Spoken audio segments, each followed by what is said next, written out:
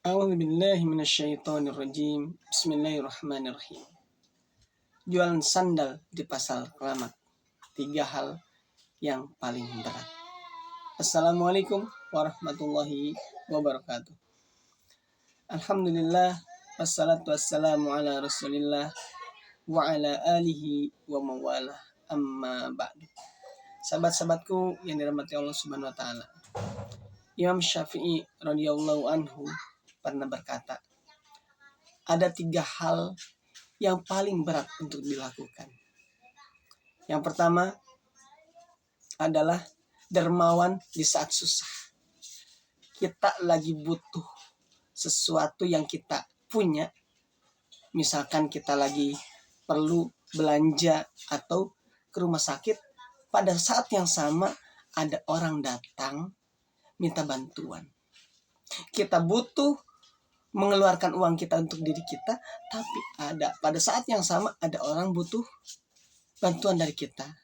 Nah, ini adalah sifat dermawan yang dimaksud dari apa yang disabdakan oleh atau disampaikan oleh Imam Syafi'i radhiyallahu anhu. Kita akan berpikir mana yang lebih diutamakan, apakah kebutuhan kita ataukah kita membantu. Nah, ini memang namanya 2 pilihan yang ketika kita mengutamakan yang ini, kita meninggalkan yang ini. Maka yang perlu kita lakukan adalah kalau kita belajar kepada sejarah, bagaimana dulu para sahabat, mereka itu sahabat Ansor itu lebih mengutamakan sahabat Muhajirin yang hijrah dari Mekah ke Madinah.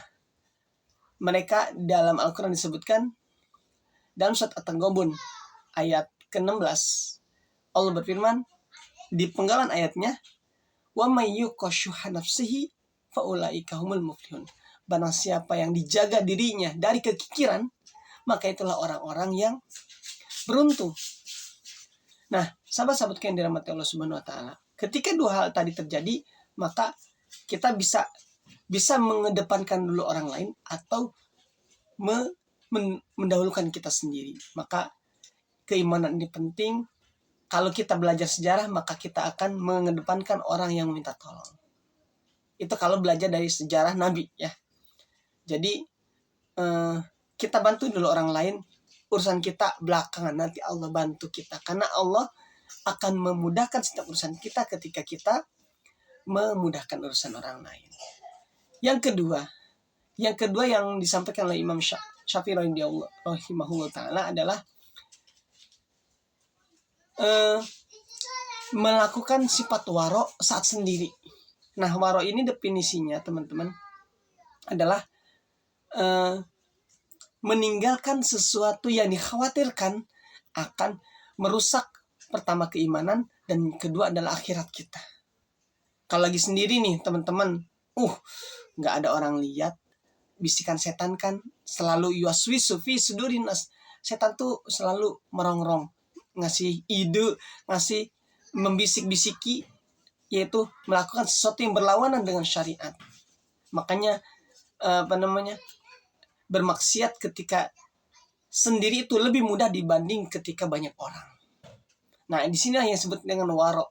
Jadi kalau lagi sendiri, masya Allah, kita akan lebih mudah yang namanya melanggar syariat dibanding ketika rame-rame. Nah, makanya ketika sendirian, kalau kita nggak ada pertolongan dari Allah untuk selalu berada dalam pengawasan Allah, maka kita celaka. Oleh karenanya kita harus minta sama Allah untuk selalu hadirkan dalam diri kita rasa takut dalam bermaksiat atau menjauhkan maksiat dari kita. Yang ketiga adalah menyampaikan kebenaran kepada orang yang ditakuti dan diharapkan.